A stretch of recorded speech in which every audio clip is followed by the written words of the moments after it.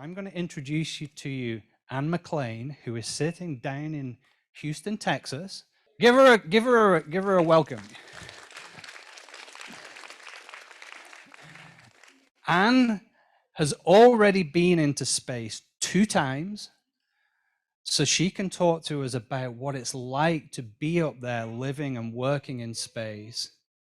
But as well as what she's already done, what she's going to do is really cool too. She is part of the Artemis program, and that's going to take humans back to the moon. The last person that walked on the moon was 49 years ago, but we're going back. And this time, it's not just the men that are going on the moon, because the only people that have ever been on the moon so far were men, but the Artemis program is going to put the first woman on the moon. And maybe it will be Anne, who knows? Anyway, I'm going to turn over to her. I want to give her a very warm Wichita, Kansas welcome, sending great vibes all the way down to Houston. Welcome, Anne.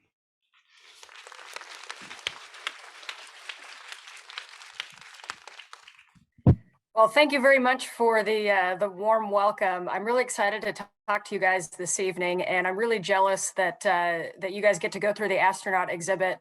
My dream of space really started when I went to the Seattle Science Center, which is very similar to Exploration Place, but it's up in Seattle, Washington, near where I grew up. And going through those exhibits and getting an idea of the different things I could do when I grew up is really what got my dream going. So maybe tonight is the first time that you've been exposed to anything about NASA or astronauts, and you're going, wait a minute, that was really exciting. I want to be a part of that. Well, maybe this is where your dream starts.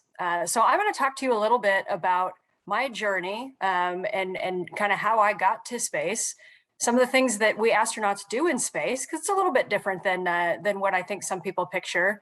And then I want to share with you a couple kind of keys to success that I had that maybe I can put in the back of some of your minds as you pursue your dreams.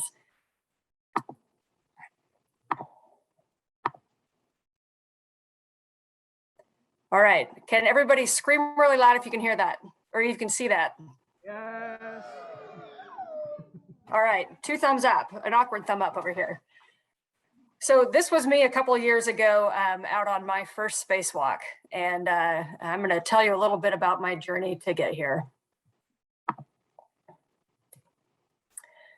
So, like I said, I was born and raised in Spokane, Washington, and ever since I was a little girl that looked like that, I told my mom that I wanted to be an astronaut when I grew up. This was actually my preschool picture, and you can see by my hair, my brother cut my hair right before I was went to school. So I don't think my mom was very happy about that, but I didn't seem to notice. And I actually grabbed my lunchbox that day and I told her I'm going to school to be an astronaut. And so if you are a kid that has a dream, I want to tell you that that dream may come true. Dreams do come true when you don't give up. Mine certainly did from this young age. And this was, so my first home was Spokane, Washington, and this was my home that I just came back from, the International Space Station. And how many of you have heard of the International Space Station or seen something about it in your exhibits out there? So I'm going to tell you about the International Space Station from a little bit different perspective, and that is of my home. And so as I look at this space station, I look at it really differently now because I got to live here for 6.5 months. Now, it's kind of hard to tell how big this space station is. So I want you to picture like a soccer or a football field. And if you took that space station and you laid the space station down on top of that football field, these solar arrays, the really long things that you see on the outside there, the solar arrays would lay over the end zones. So this is a huge piece of machinery. And the inside, if you look right down the center of this picture, you're going to see the round pieces. Those round pieces are the pressurized modules of the space station. Pressurized means that we can live inside of those. So we live in all the round pieces in the International Space Station. Now, I want you to raise your hand if you are under 21 years old. Who's less than 21 years old? Okay, lots of you guys. So if you are under 21 years old, did you know that you have never been alive when there has not been an astronaut living on the International Space Station? Now think about that for a minute, because I'm not going to make me raise your hand, but if you're over about 65 years old, you probably remember when nobody had ever been to space. So I want you to think about that. If you're a kid, then your grandparents remember when nobody had ever been to space, yet somebody's been in space the whole time you've been alive. Now that's pretty amazing when you really think about what's going to happen in the course of your life. Where are humans going to explore? And this was one of my favorite parts of exploring on the International Space Station. This is what's called the cupola, which is like a bay window on this bottom of the space station. And we could look right back at our home planet Earth. This is our favorite place to sit and look out and see the whole world from a whole new view. It's really amazing because you don't see any borders from space. You know, when we're down here, we always think about our differences, the different states and different countries and different cities. And I'm sure that that you guys have some rivalry between Wichita State and KU, maybe. You know, there's always these differences when we're on Earth, but when we get off of the Earth and we look back, what you realize is that we're really all in this together. We're all on this thin, very fragile planet. And, you know, the borders that we draw are really man-made borders. And so we really are reliant on one another, and we're going to do better when we work together. But this view looking back home was definitely my favorite.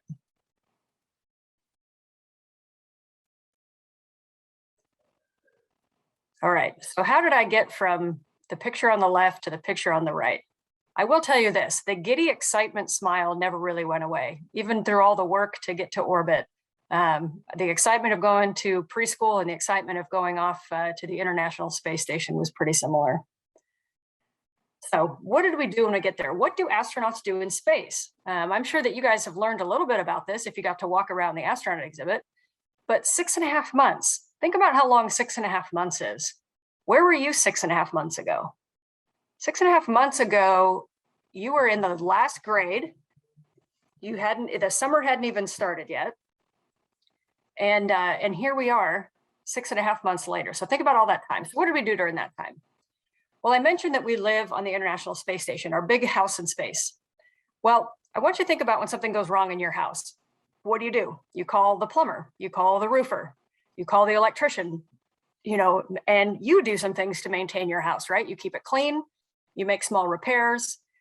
Well, we don't have plumbers and electricians or anything else in space to call, so we become all of those things. So we take a lot of time maintaining the space station. Probably about a quarter of our time is actually maintenance of the space station. And this includes upgrades.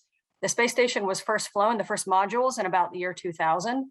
And so you think this was designed kind of in the late 80s and 90s. And so technology is a lot different now. So we're constantly upgrading and maintaining it. And sometimes it's just household chores. There on the left side, you see me with a mask on. That's not because of COVID. That was actually because I'm vacuuming. And unlike on Earth, when you vacuum in space and you kick up all the dust just floats in the air, right? It doesn't settle back down. And so we wear a dust mask so we don't ingest all that dust that we kick up. Science.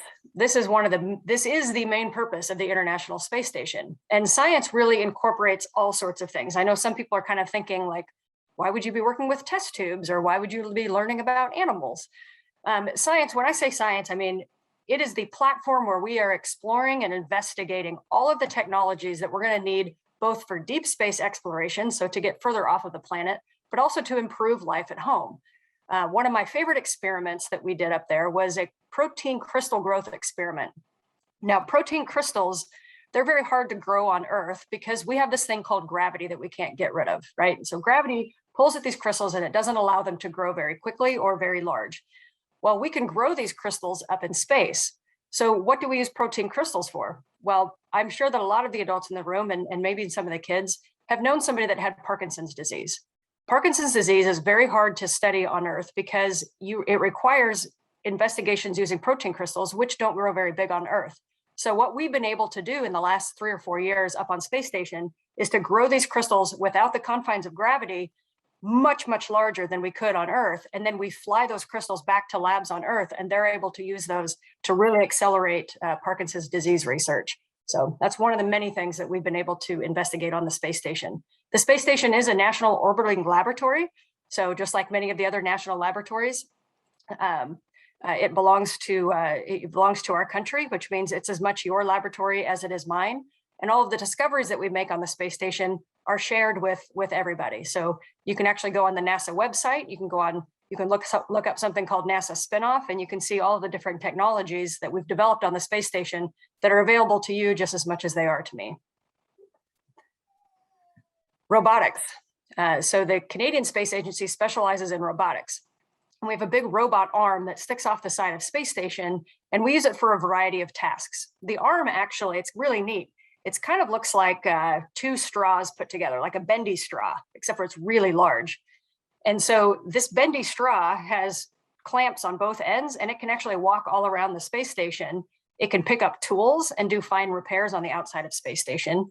And all of those types of repairs are controlled from the ground.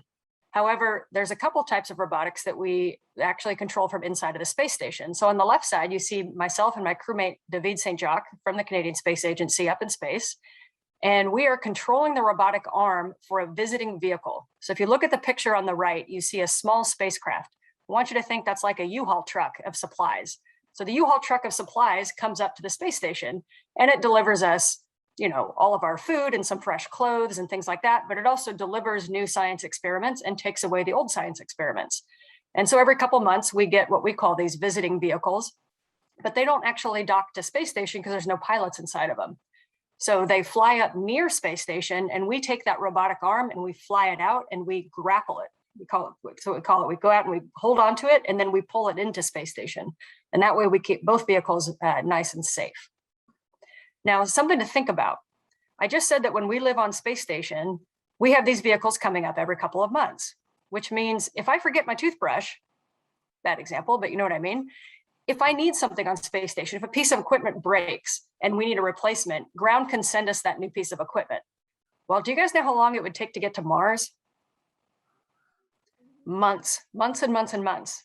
So when we go to Mars, we are not going to have these vehicles that are going to come up and resupply us. So now, instead of living somewhere for 6.5 months with these, U-Haul trucks of supplies coming up every couple of months, now we have to be completely planetarily independent. And so I know a lot of people are saying, man, we've been in space for a while, we've been to the moon, like how hard can it be to go to Mars? Well, Mars is like hundreds and hundreds and hundreds of times farther than anywhere that we've gotten. And we actually have to be planetary independent, which means we have to know what's going to break. We have to know what spares to take. We have to know what medicines to take. Who's going to get sick? We cannot be reliant on Earth. So that's one of the many things that we're studying on space station is what should we put in our suitcases when we go to Mars? EVA is what we call our spacewalk. This is one of my favorite activities to do. Spacewalk is when we can put on our pressure suits and go outside of the space station. And again, this is actually just more maintenance normally. So we're outside of space station for about 6 or 7 hours performing some type of task. So in the top left picture, you see myself and my crewmate, Nick. Nick is from Kansas, from Hoxie, Kansas. And he and I performed a spacewalk together to change the space station batteries and to upgrade the batteries. On the right side, you see me servicing some of the spacesuits. Those spacesuits are really complicated pieces of equipment. You kind of think of them when I was younger, I used to think they were kind of like big puffy marshmallow soft suits, but they're actually like small aircraft. They have their own radio system and water cooling system and electronic system, and they have they scrub my carbon dioxide and they provide me oxygen. So they're really complicated and they take a lot of maintenance. So that's what I'm doing in the top right picture. On the bottom left, we're looking at all of our tools. We don't want to get outside the space station and not have the right drill or the right screw to use. And then on the bottom right, something that's kind of interesting, we have to pre-breathe pure oxygen before a spacewalk. So before we even go out on a spacewalk, we're preparing just for that day for about 6 or 7 hours prior. So where you see me on that mask, I'm actually pre-breathing oxygen in preparation to get in the suit. And then about 5 hours after this picture is taken is when we actually exited the space station on a spacewalk. But then you get the coolest off-the-world selfie that you've ever been able to take, which is pretty fun.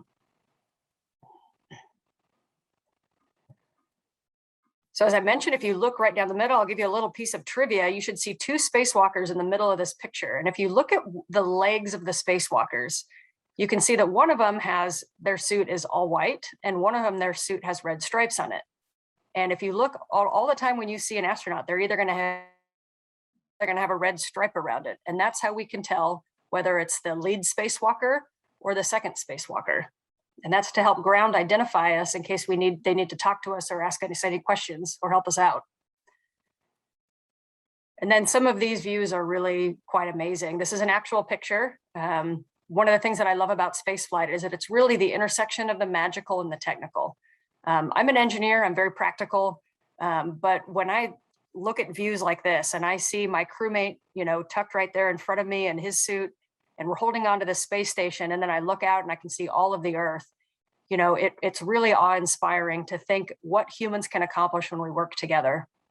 And I want you to think about what's behind me in this picture. So I took this picture looking forward, but looking backwards, there's really nothing. When I turned around and looked, I realized how vast and deep space is and how small we are here on Earth.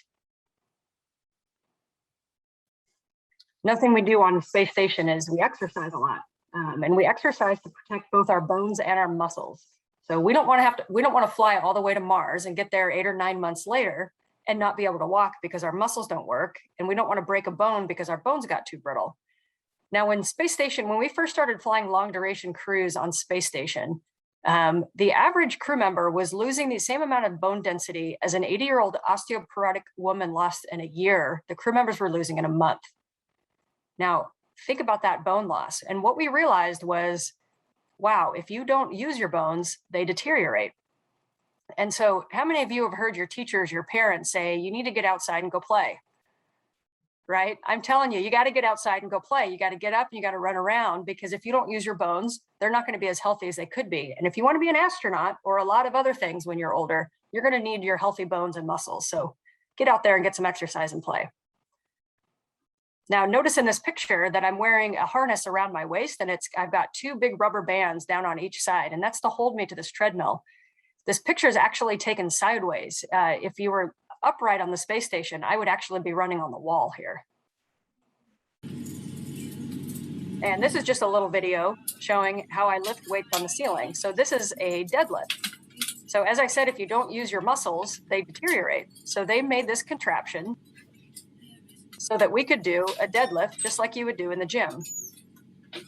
And if you look behind my back, you see a little bit of glare of light coming in. That's the cupola window that we can look all the way down to Earth. So it's really fun to do deadlifts on space station, and you look at the mirror and you look behind you, and you sometimes can just see amazing things on Earth. All right, and yes, we do a lot of work up on space station, but we do manage to have fun. We have fun with stuffed animals. Top right, you see that was my first lesson in how to wash my space hair. I thought my hair looked pretty crazy at the time, but it was pretty fun. On the bottom right, that was taco night. So you can see a bunch of cheese and some salsa, and we made a little candle out of a flashlight. Obviously, we're not going to have actual flame on space station, so we like to have a little fun there. Holidays, we had a few holidays there. So on the right picture, you see that it was Christmas time up on space station. So again, we couldn't have a fire, but we wanted to hang our stockings for Santa. So we put a little fire on a laptop and hung our stockings, and we were pretty happy that Santa found us that night. And then on the left side, the Easter Bunny visited us. And so our crewmates, you can see they're holding bags, and they're looking for their Easter eggs that the Easter Bunny hid in the middle of the night up on space station. Right, and having a little fun with microgravity. When you get strong, you do lots of squats, lifting up 3 people on your shoulders.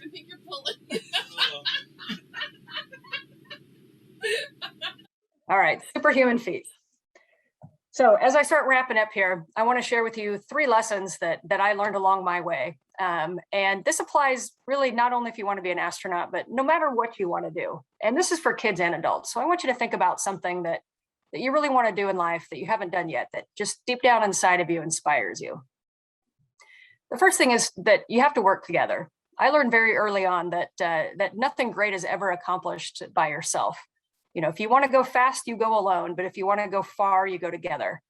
That's why the International Space Station is international. We constantly are relying on each other. I know my personal strengths and weaknesses, and I can do a lot of things on space station, but I also know where my gaps in knowledge and my gaps in ability are. I know where I was going to make mistakes. And there was not a day that went by that one of my crewmates didn't catch something that I was doing, and vice versa. We always had each other's back. And there's no ego involved in it. You know, if you make a mistake on space station, you have to call the ground and you have to let them solve it, let them know what happened. And so you're really reliant on your team. And so, you know, we're not looking for in the astronaut office, we're not looking for those people that are just, you know, all off by themselves and being the best they can do. We're looking for those people that really want to work together as a team. All right, it's not the dream that counts, it's the doing. Now, I will say this, the dream does count in that you got to start with a dream. But what I always tell people is to have a really unrealistic dream, but a really realistic path to get there. You know, when I was 3 years old and I told my mom I wanted to be an astronaut, she never told me, hey, you can't really do that. What she told me was, you're going to have to work really hard and make good choices. Because the thing is that most of us give up our dreams before we really have a chance for them to come true. You know, we decide, well, that's probably not going to come true. So I'm going to choose not to take this class in high school. I'm going to choose to not pursue that in college. We do what we call self-eliminate. We take ourselves out of the running. I talked to so many people that want to be astronauts and I asked them, did you apply? And they said, well, no, I wasn't going to get picked. And I'm telling you, just keep throwing your name in the hat. You know, you got to keep trying and pushing and never giving up, because it's going to be someone, right? No matter what age you are, if you're a kid, if you're a 7, if you're 8, if you're 13, somewhere in this country is someone just your age, and maybe even in the theater that you're sitting in right now, someone's going to be an astronaut. Why wouldn't it be you? And the next one is to get out of your comfort zone. We all have our comfort zone, right? The things that are comfortable with. You know, going home, we have certain activities that we like to do. We have a certain group of friends that we like to hang out with. We stick to the same restaurants all the time. You know, you sit in the same seat in your classroom all the time. It's because those things are comfortable. We're all human. It's okay. We all have our comfort zone. But in order to really get where you want to go, you got to get out of your comfort zone. You have to scare yourself a little. And, you know, I don't mean being reckless, but I mean, you want to challenge yourself a little. Do something that you're not sure if you can achieve, something that you think you might fail at. Because if it makes you a little bit worried that you're going to fail, that tells you something. That means you're trying something new. That means you're going to get something that you've never had before. I remember the first time I realized I was getting out of my comfort zone, I was on an airplane flying across the country to New York for college. I'd never been to New York. And all of a sudden I decided to go to university over there, to West Point. I'd never been in the military. I joined the Army and I was flying across the country and I thought, what are you doing? And I remember looking at the plane going, man, if I could turn this plane around right now, I would. I was scared. I was scared I was going to fail. But I kept going and I did well. And the next time that I had that same feeling was when I was on an airplane coming down to NASA to interview to be an astronaut. And I had that same feeling like, wait a minute, what am I doing? This is way out of my comfort zone. What if I fail? What if I don't make it? But I had done it enough that I just had faith. I said, just keep moving forward and maybe you can do it. Because this isn't in anybody's comfort zone. Crawling out of the space station for the first time. Look at my visor. The only thing I could see at this point was the Earth, right? And at those times, you know, throughout my life, I'd been out of my comfort zone enough that I just had faith in myself. And I just told myself, just keep going. Usually it's one foot in front of the other. In this case, it was one hand in front of the other. Because here's the deal. The magic happens outside your comfort zone. So you got to try something new. And what's really special about this is that, you know, when I was a little girl, my comfort zone was my home, was my little house in Spokane, Washington with my family. That's what was comfortable. And you guys all have what's comfortable for you. But if you keep expanding your comfort zone, then your home might become the space station. And I'm going to show you a little video about that, and then I'll take your questions.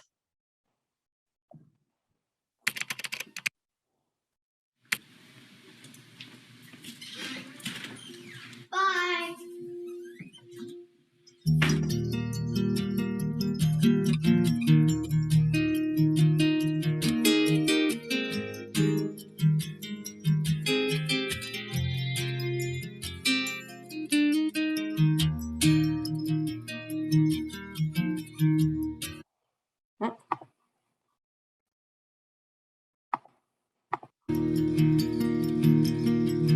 93 million miles from the sun. People get ready, 'cause here it comes. It's a light, a beautiful light, over the horizon, into our eyes. Oh my, my, how beautiful.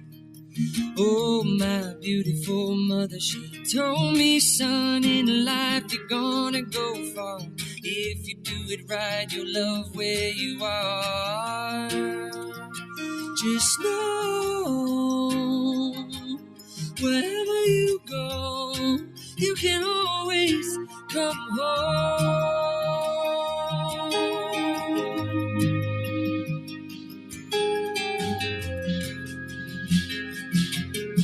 240,000 miles from the moon, we've come a long way to belong here, to share this view of the night, a glorious night.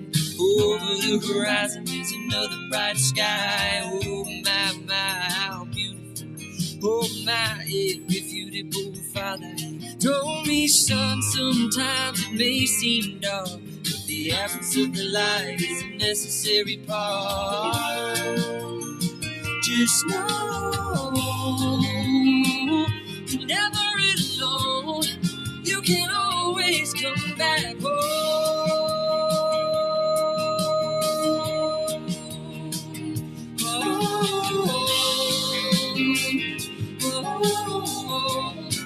You can always come back.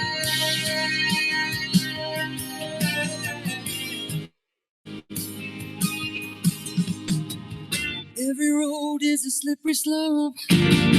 There is always a hand that you can hold on to. Looking deeper through the telescope, you can see that your home's inside of you. Just know that wherever you go, no, you're never alone. You will always get back home.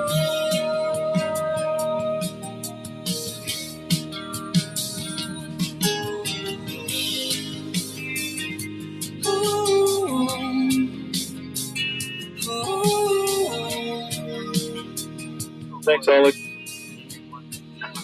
Thanks for getting me home.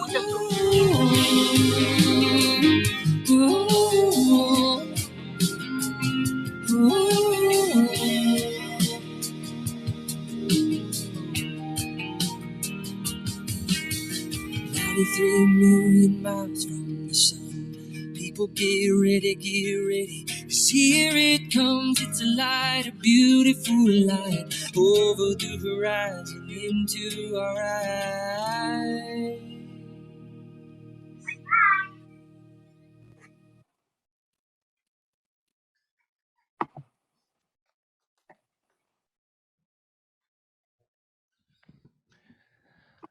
All right, I think it's time for questions. Here's how we're going to do it. I'll take the questions from you, and then I'll relay them to Anne in Houston. How about that? So who's got a question? I know you've got some. All right, young man with the glasses on. Yes.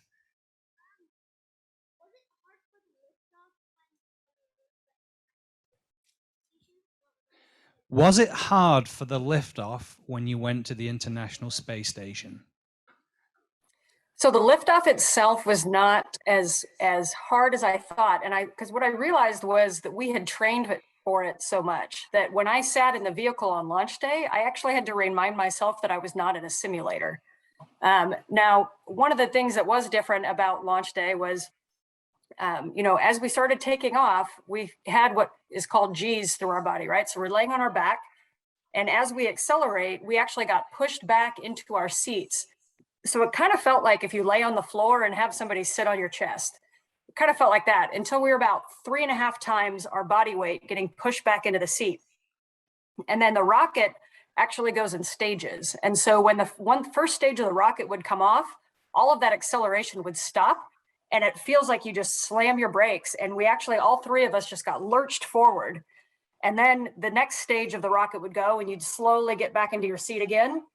And then right when you started going, man, this is really, really heavy, that stage would come off and you get thrown forward again.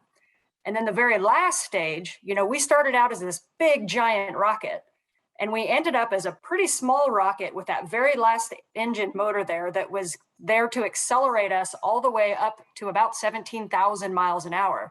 And it was a really bumpy ride. So that last stage, we were shaking around a whole lot. We were getting pushed into our seat. And then that last stage came off, and we were floating. And what I remember was we got pushed forward in our seat. We had seat belts down both sides. We got pushed forward. And what it felt like was like somebody picked me up and flipped me upside down. Like I could feel all the blood kind of rush up into my head. And it felt like I was upside down. And then that's just what it felt like for 6 months. All right, there's a young lady right at the back. She's had her hand up the whole time.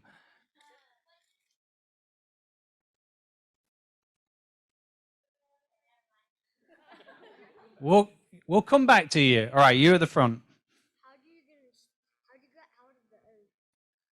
How do you get out of the earth?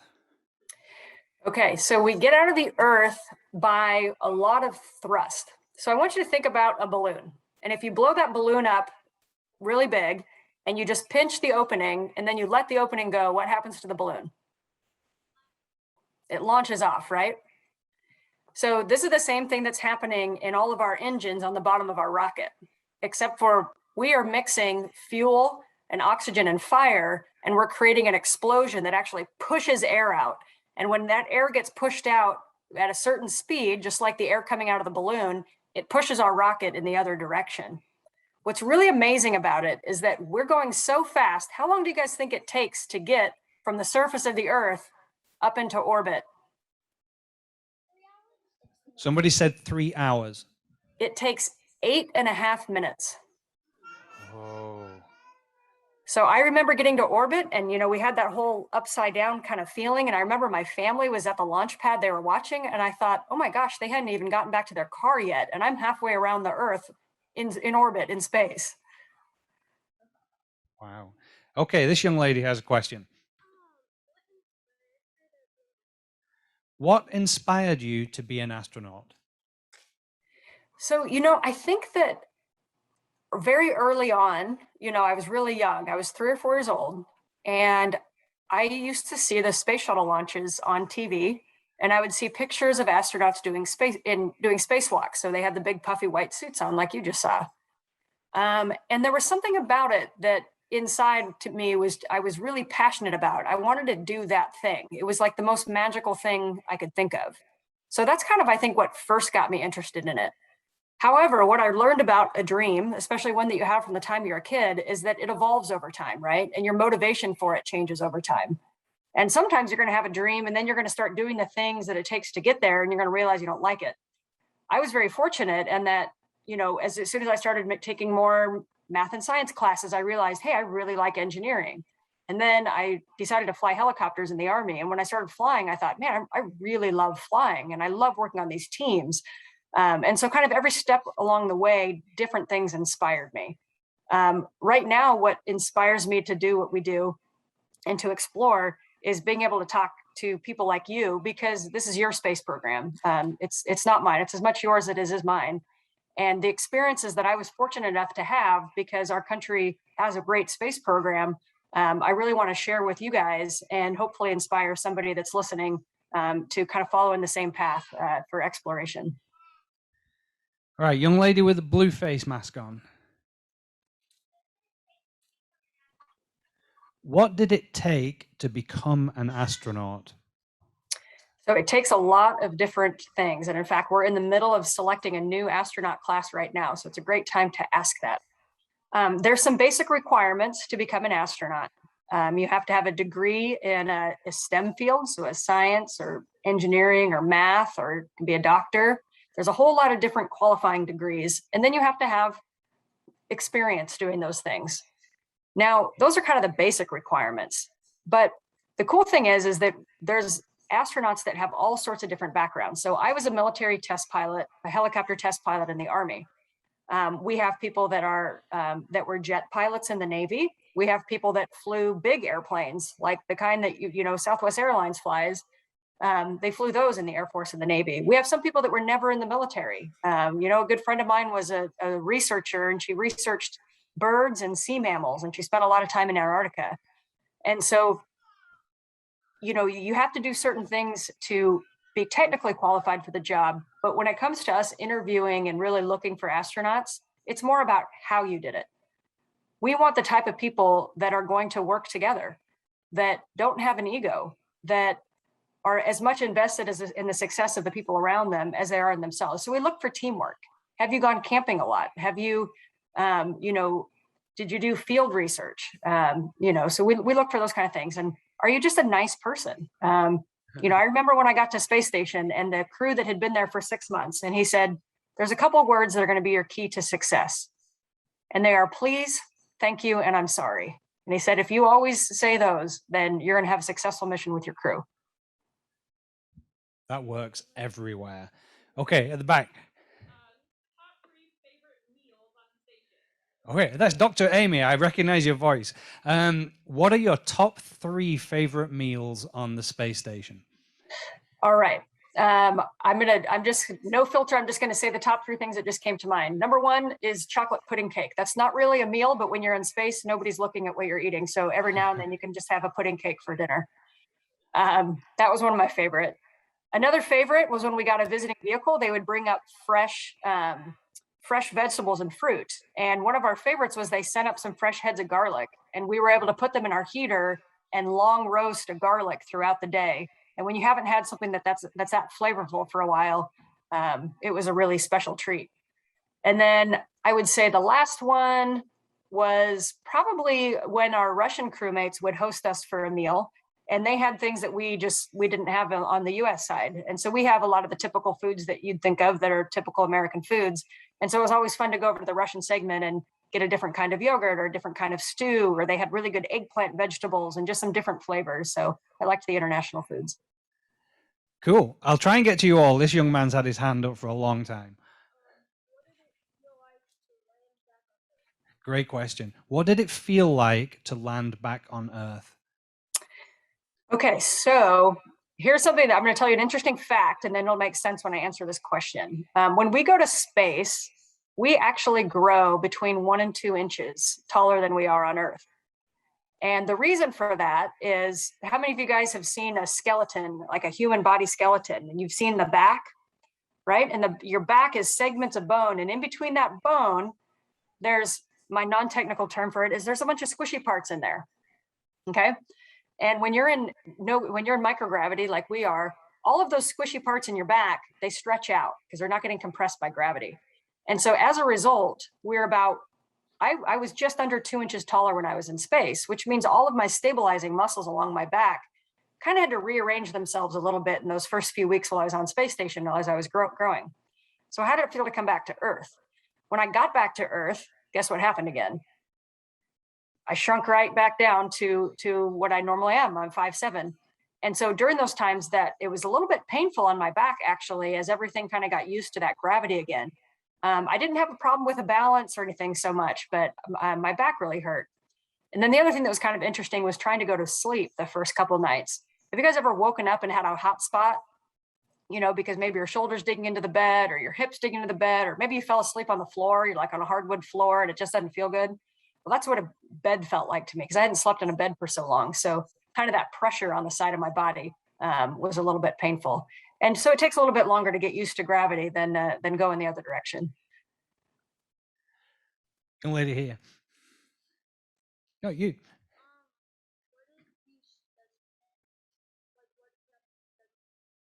Another good question. What did you have to study to become an astronaut? Okay, so in order to become an astronaut, before I was an astronaut, it was, you have to have an engineering or a science or a math or a biology degree, something like that. So I'll tell you about what we studied once we got to NASA. So I was selected in 2013, and there was 8 of us selected. And what's interesting is when you're selected to be an astronaut, you're really at the top of your career, wherever you came from, but nobody has been to space before, right? Like, we didn't know what the space station was. And so we actually have 2 years of what we call astronaut candidate training. And during that time, we learned everything from all the systems on the space station to robotics. We learned to speak Russian because half of our crew is Russian. And so they learned to speak English. We learned to speak Russian so we can communicate. We learned how to do spacewalks. And some of it, we also definitely go back and we learn the history of NASA. In order to carry the baton forward in our space program, we really have to understand where we came from. So we have a lot of history classes on kind of our technology and development. So I hope that answers your question. All right, let's try again at the back. How many female astronauts are there? So right now in our Corps, there's only a total of 42 active astronauts. And I believe the number right now is 13 women. Now, it's kind of changing though, because my class was the first class that was half women and half men. And then the class after us was almost half women. And so we're getting a lot more women in the astronaut corps right now. But I will say that we need more to apply. So whether you're a boy or a girl, sit in the audience, we need all types to apply to NASA. Okay, over here.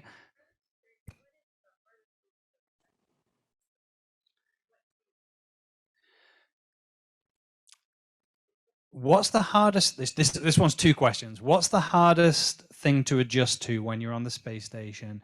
And what do you miss the most when you're up there?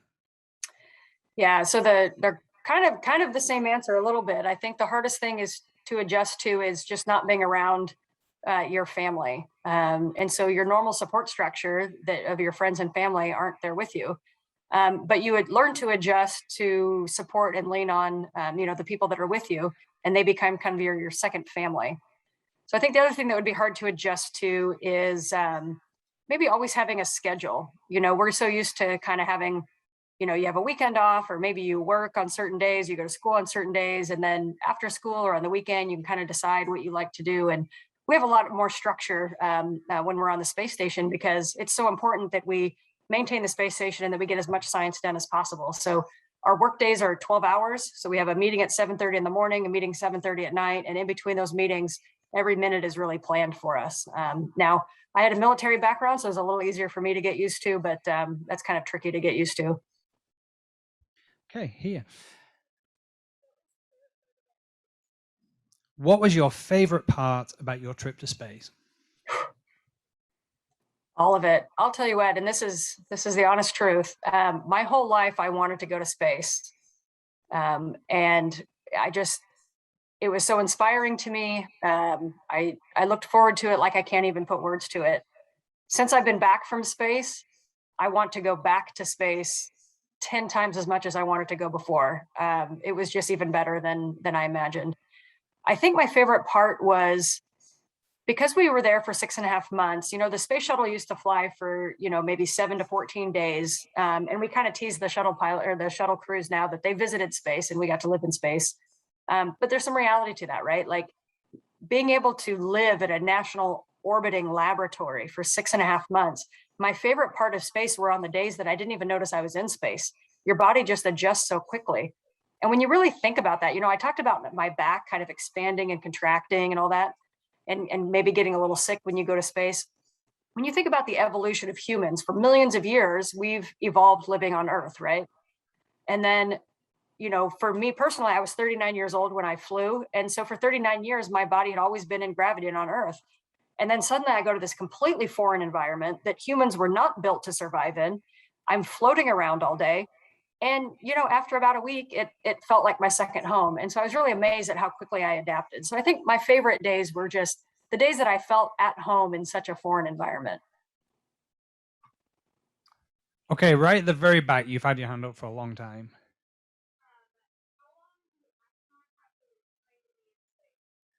How long do astronauts have to train to be in space? So the minimum training once you get to NASA it's about 2 years to finish your candidate training. And then when you're assigned to a flight, it's between 18 and 24 months of training specifically for that mission. So I think the fastest you could go from being selected to flying is probably 3.5 years, and that would be pushing it. Victoria.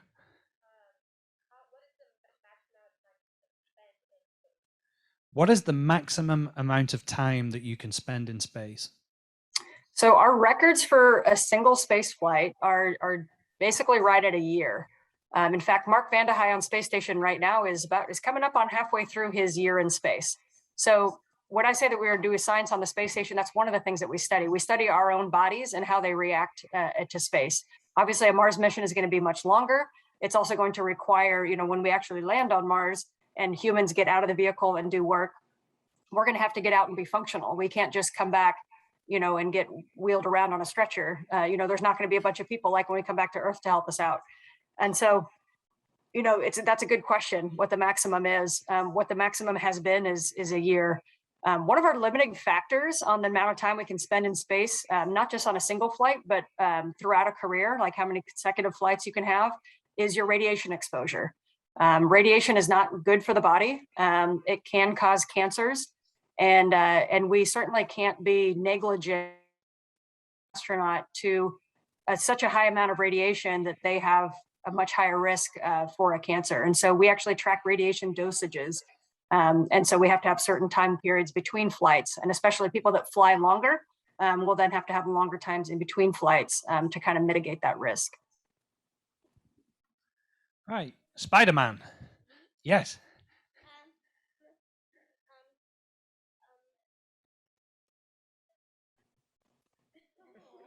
Oh,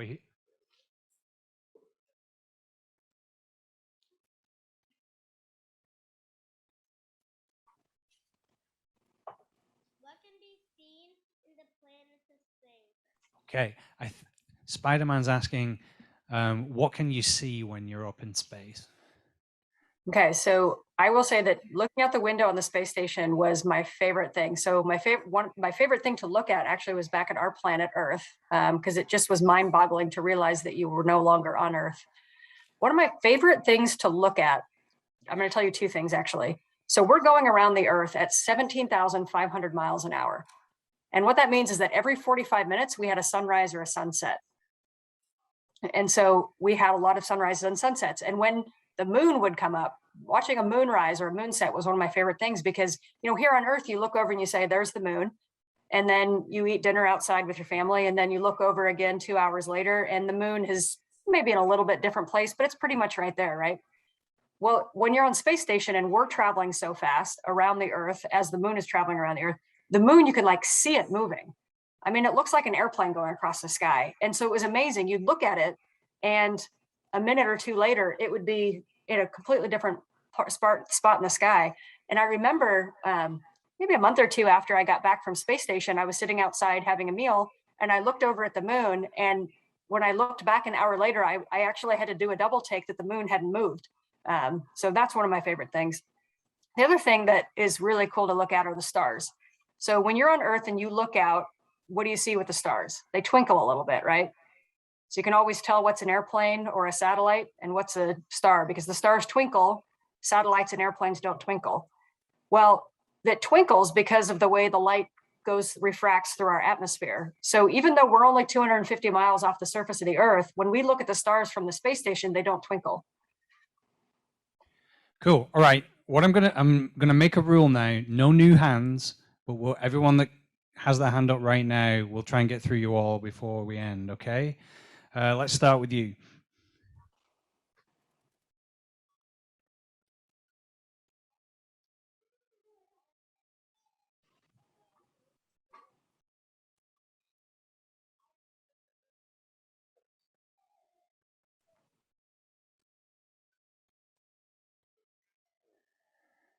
I think the question is, how many days did you want to be an astronaut? My whole entire life. and all 204 days that I was on space station. All right. You hear. How is your work affecting your personal life and your family life? How does your work affect your personal life and your family life? Yeah, it's really hard balance. And I will say on launch day, the hardest people, the people that it's hardest on launch day is your families. And so it's a really hard balance to strike. We travel a lot. A lot of our training is overseas. And so it does strain our families and strains us personally. We don't always get those out of those 204 days. I missed holidays. I missed birthdays. I missed a wedding. And so, there are sacrifices that go along with it, unfortunately. At the same time, we have a really robust family support system. The astronaut corps, we're a really tight family, actually. And so, if somebody's off the planet, we take care of their families pretty well. All right, you've been very patient with the young man with the fire truck. How high did you went? How high did you go? All right, we went 250 miles off of the surface of the Earth. And so let's see, have you driven from Wichita to Kansas City? It's just a little bit farther than that. Wow. I think Kansas City is about 200 miles, right? So about 50 more miles than that. Or maybe, let's see, Dallas might be the right distance. So it's actually, if you were to get in a car and drive straight up, you'd be to the space station in about 6 hours. Wow. All right. Is that an Incredibles t-shirt? Say the question again. Can you fly in space? He's asking. Well, so interestingly, you can't fly like you do on Earth. And so when you are in an airplane and you see the big wings, and the wings are pushing against the air, and long story short, it kind of uses the air for lift. Well, there's no atmosphere in space. And so you can't fly through it like you can in an airplane. And so what we're actually doing is we're going so fast around the Earth that we're constantly falling. So gravity, as we come around the Earth, if my cast is the Earth and we're flying over it, the gravity is pulling it down, but we're going so fast that as we fall down, we actually are going around the Earth. And so we're constantly in free fall around the Earth. We're not necessarily flying. Now, that said, inside of the space station, we could push off the wall and fly like Superman. All right. Yeah, is it Nicole? I can't see. When you come home from space, how long does it take for your body to adjust, sleep, and all that kind of stuff? Okay, when you come back from space, how long does it take your body to fully adjust? So I would say fully adjust is probably 4 to 6 months. And the very last thing to come back is running. So what's really interesting is we do a lot of exercise on space station, but you saw how I did the squats or the deadlifts. And so what you're not using is all your stabilizing muscles. You're using your big muscles. So we keep our big muscles pretty strong, but it's a lot more exhausting to constantly stabilize yourself. And you realize in space, you can kind of get lazy. It's like kind of hang out in water, right? And so your body's not always working to adjust itself. It just kind of, your vestibular system kind of shuts down and you're just kind of floating there. And so there's a fatigue level also when you get back to Earth of everything is just a little harder. If you go out and you jog 2 miles a month after you get back, you're really out of breath compared to before you left. And so I would say the last thing that comes back is kind of that aerobic fitness. The most acute time is during the first week or two when you have kind of some of that back pain and muscle pain as things kind of settle back together. And then we have a really good program on reconditioning right now, getting our balance back, getting some of our stabilizing muscles back. But I would say fully back to physical health, 4 to 6 months. Okay, you've been very patient as well. Looks like you're wearing a NASA jacket as well.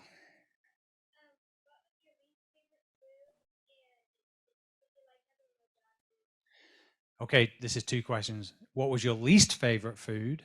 And did you like having zero gravity? All right, my least favorite food was probably dried fruit because it got stuck in my teeth all the time. Let's see.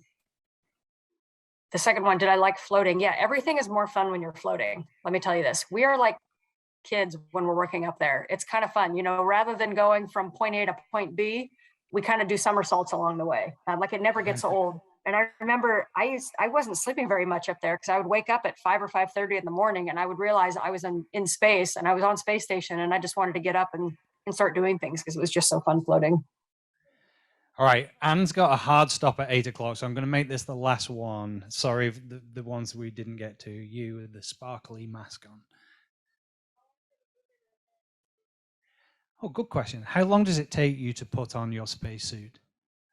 All right, so the suit itself doesn't take too long to physically put on.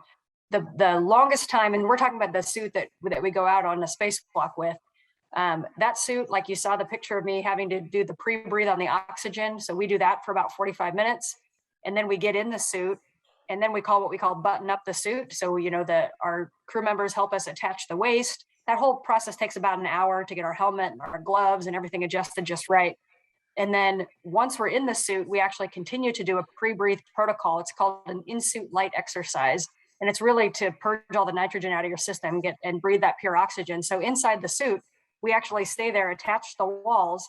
And for over an hour, about an hour and a half, we kick our feet and our hands. And on the ground, they're watching our heart rates, they're watching our oxygen levels, they're watching everything. And so we put on the suit usually at about 7:30 to 8 in the morning. And we go through the whole protocol, getting ready to go out. We go out the door. We usually exit the space station between 11:30 and 12:30. So the whole process for suit up takes about 6 hours. Wow. Well, I think I speak for all of us when I say that of all the Zoom calls that have happened since the pandemic started at work and at school, I think this was the coolest Zoom call ever. What do you guys think?